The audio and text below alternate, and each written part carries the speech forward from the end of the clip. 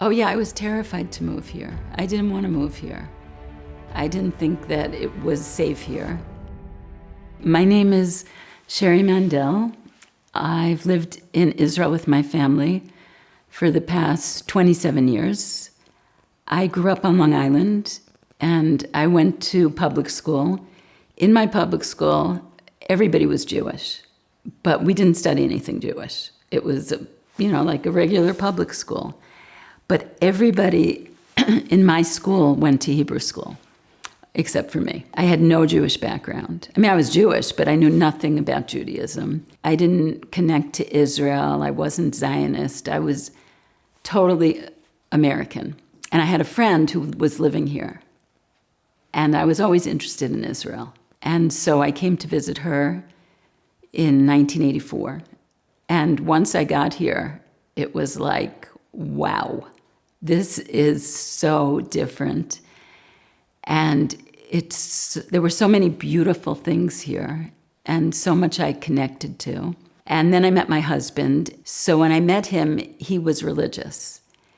And basically, once we started going out, it was like either he was going to stop being religious or I was going to start being religious.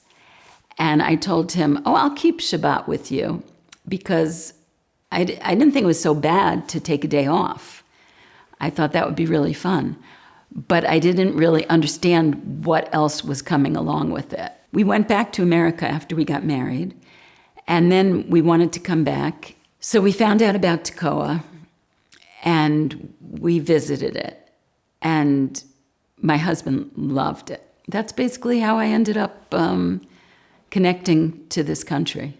For those who don't know, Tekoa is situated a little bit outside of Jerusalem. And was there ever a point where you were afraid or hesitant about moving to such an area in Israel? Oh yeah, I was terrified to move here. I didn't want to move here. I didn't think that it was safe here. And once we came to Tekoa, we felt like the people were the right people for us. Nothing had ever happened in Tekoa. I felt really unsafe on the roads, but in Tekoa I didn't feel unsafe. For those watching who don't know what happened to your son, can you tell us briefly what happened? Yeah, so Koby was my oldest. He would be 36 today. So we're talking about 2001, like almost 23 years ago. He and his friend Yosef Ishran, they decided to cut school. They were in 8th grade. So it was May. They had gotten into school. They decided they were going to go hiking because we live on the edge of a canyon or a wadi. And it's called the Haritun Canyon.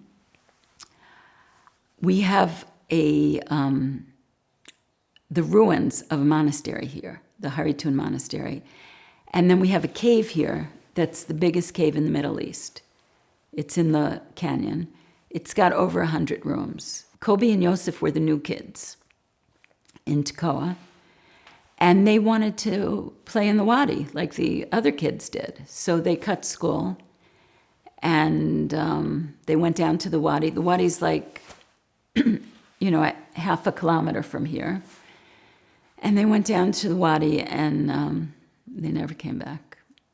They were beaten to death with rocks. And people were looking for them all night. They weren't found until the morning, and they were found in a cave. It was really hard for me after Koby was killed because part of me was like, nobody in America will ever understand this. How could it be that my son was killed by terrorists? And this was May 8th, 2001. So a few months later was 9/11. And I felt like, okay, people understand. Everything changed in that moment because I wasn't just a freak. It wasn't just us. It was almost the whole world that had to deal with Islamic terror. Can you talk us through as best as possible how you went from that intense, sadness and whatever else you felt during that time after the incident just happened and to where you are today? Yeah, so after Koby was killed, I felt like I died too. Part of me died. And it's really true because they say that the child has cells of the mother. So when the child dies, part of you dies. And a lot of bereaved mothers, they want to die.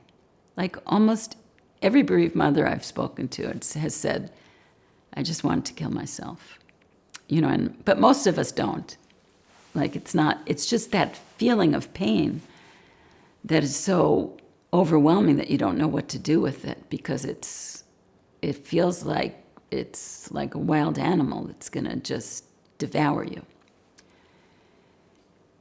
And in the beginning, I have a friend here, Sherri Chernobyl. She's a pastoral counselor, and she would come to me every day. So I always knew I had a place like for the pain. And she would say to me, you have to, it's like you're a baby, and you have to start again. You have to learn how to walk again. You have to learn to eat again. You have to learn to breathe again. You have to learn to be happy again. And I just had a lot of support. I had my husband. And my husband and I, it was like we were the same person. Like I felt like we were just the same because we were going through the same thing in the same way. And it was almost like this idea of like marriage is like your one body, like Adam and Eve coming back together. That's how I felt like I had so much support from him and from friends and the community and my family in America. I had people who came to me a lot and they gave me massages. And then one person, Shulamit, she did EMDR, which is a technique against trauma. And eventually I got the idea to do a healing retreat for bereaved mothers. Because Rina Ishran, Koby was killed with Yosef, and Rina, I saw her one day and she said to me, I just need to get away. I just need some time for me. And I said, okay, I have an idea. We started that retreat, and with my friends, the friends who had helped me, we took them and they became the helpers. So right away, Koby was killed in May 2001. By May 2002, we already had that retreat. So I was already finding a way to use my pain to help others. And pain is power, and you can use it against yourself, or you can use it to do great things. Because I am a shy person, but it was like once Koby was killed, I didn't let anything stop me because I had a very strong will to keep his power in the world and to keep his spirit alive. Like my husband and I felt Koby's body was dead, but we weren't going to let his spirit die. As a mother, and you mentioned before that, mothers feel like they have to keep mothering even when everything else is going on. And I'm sure it didn't feel like a phase where it was easy to be a mother. So how did that affect the family? I mean, I think every family falls apart after a tragedy. And for me, I had, my friends came in and helped me mother my kids because I really couldn't do it. I was too broken. But after a while, mothering my other kids was what gave me the ability to keep living, because I had to get up and I had to make lunch for them. So that routine, it almost became holy because it was what gave me the power to continue. Can you talk about these retreats and what sort of ideas and messages and tools you were giving people as somebody who experienced this yourself? We brought bereaved mothers and widows in separate groups, and we gave them a place where they can be held. Because especially mothers, they're doing the holding for the family often, and they might be a almanah, they might be a widow, or they might have lost a child. And a lot of them just continue on. Like, I know people who even during the Shiva, they were studying for nursing exams, so they never had the chance to be able to show their truth, and just their emotional truth. So we let women tell their stories. And then we always we had a massage therapist, Sherri, and we did tapping, to calm people down. And we would go away overnight to a retreat center or a hotel. And we do breathing and art therapy and drama therapy, psychodrama. And we form this community of women who feel that they're being loved for who they are. And they're being mothered, actually. And we had, during the summer, they have a pool. And we did watsu. Watsu is like massage in water. And we had the women hold each other. And one of the women afterwards, when she talked about the retreat, she said, she was having a hard time with God because her husband was killed and she had seven children. And how is she going to manage everything? And she said that after this other woman held her in the water, and she was able to close her eyes and let go and trust that this woman would hold her. She said, how can I not trust that God will hold me? The program you did for women, the retreat, was part of the healing process. It was when, helping others was sort of helping yourself. But was there anything else along the way that was a realization that, you can heal and you can grow and you can continue after everything that happens? Now, during the Shiva already, my husband, his brothers came from America. And we were already talking about what are we going to do to keep Koby's power alive in the world. But I'm also a writer. So I wrote a book. I think I started like 4 months after the Shiva. So writing also helped me transform. It's not like the pain went away, but I think every time you transform the pain, you're left a little different. You're left because there's a little bit of healing. How did you and how does one, check it and make sure that they aren't in denial, but they aren't letting those negative emotions sort of overwhelm them? Eventually there's got to be some activity of either transformation or memorialization, like hansecha in Hebrew, which is like to create a living memorial. I'm never going to be totally healed. Like trauma is for life, and losing a child is for life, and loving a child is for life. But the power of life is much stronger than the power of death. And if you can let in that power of life, it will heal you. And it's really important to do that because, they say people don't die of grief, but they do. Or they get sick, or they get mean, or they get angry, or they get bitter. And it's like a war, actually, grief. Because you have to fight it on a lot of fronts. And you need a whole army of support, really. Not to conquer it, because you never conquer it, but to keep it contained in the right way. You can stay connected to the person who died. You can stay connected to their spirit. And you can use the good in them and their power and their talent and try to put that in the world. So anytime you can take something that was great in them and somehow plant it in the world, then they're still alive. Their spirit is living on. You mentioned before the story about faith, how this woman, when she was being held by another person and her faith had been challenged until then, but she finally, felt like she believed God was holding her. How was your journey with faith? You said you grew up less observant and, less knowledgeable about your Judaism, and then totally transformed your life. And then this crazy thing happened. So how did that affect your belief in God? And yeah, I think I'm the opposite of most people because I was like religious, observant, but I didn't really believe in God.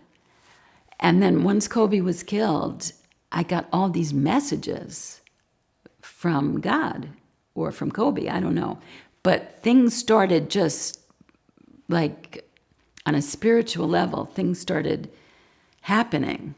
And a lot of things that were just, they were too huge to be coincidence. So I really felt like God was like speaking to me. And he was speaking to me. I started out as a poet. And I felt like God was speaking in a spiritual language of imagery.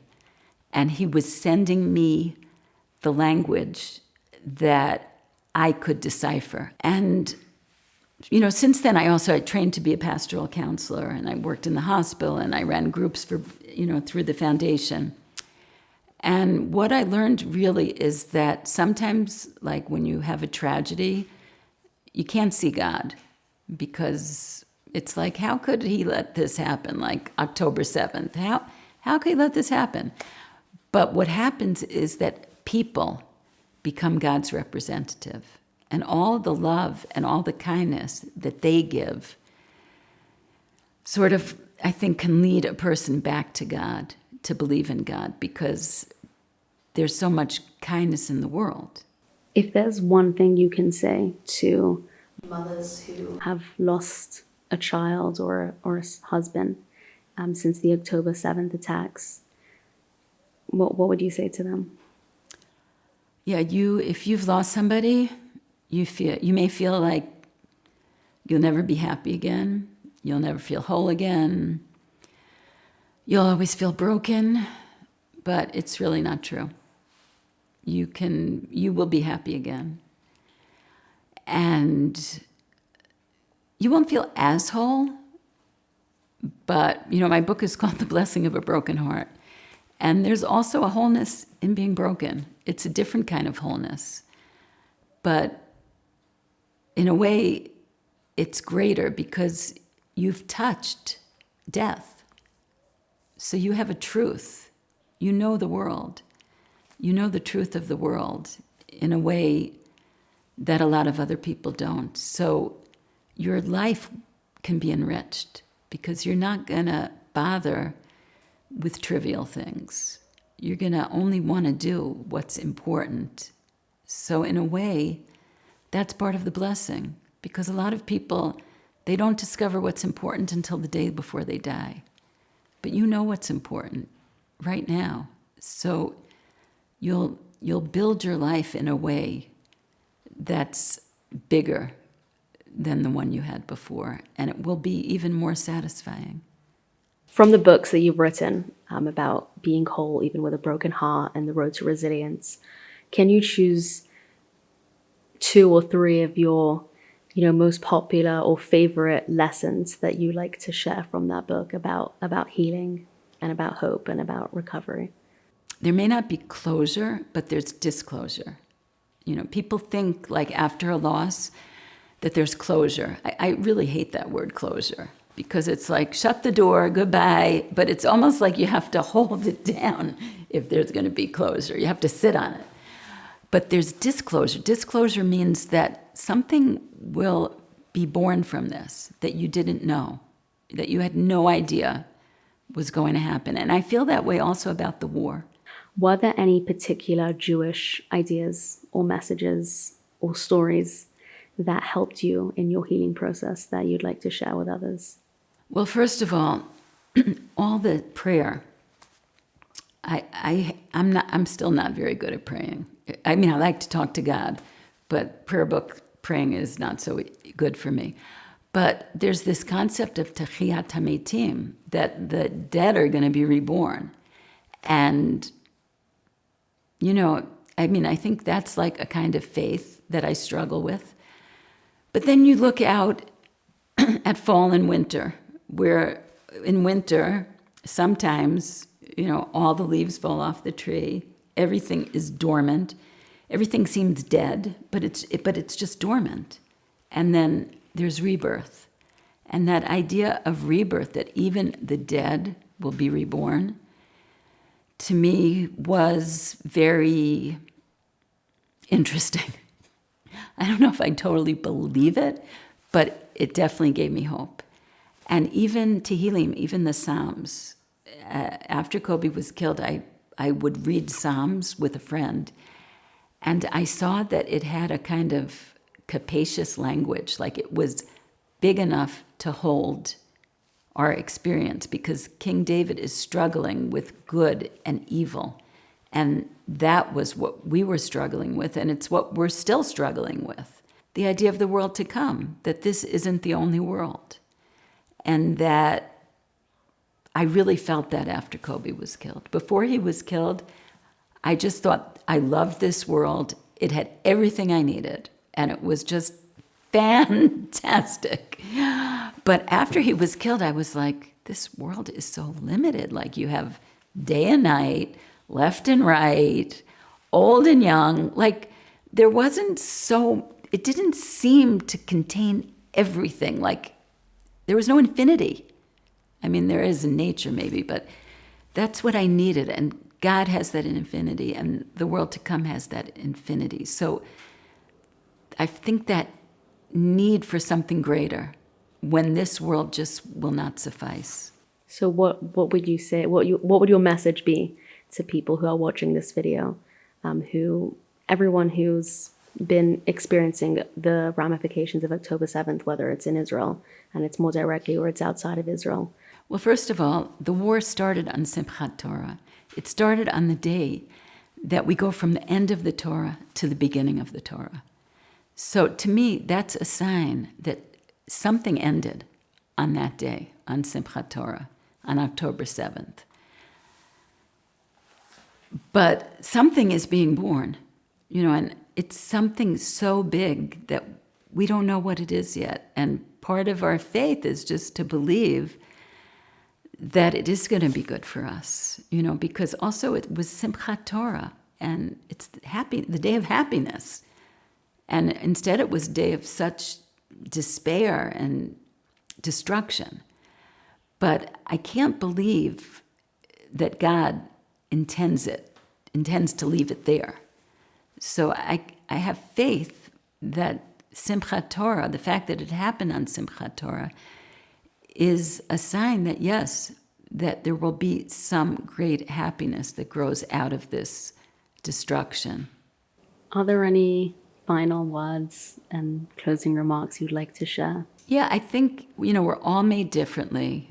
We all have our own road in life and our own purpose. And sometimes it's not till you're shot down, till you're made into nothing, that you find what your real purpose in this world is. And we all want to have growth through happiness, but often we don't get it that way. And it's really tragic. You have the tragedy, and then you have the tragedy of becoming greater because of a tragedy. It's not the way we want to grow. So, try to grow from happiness and from ordinary life so that you don't have to grow from pain.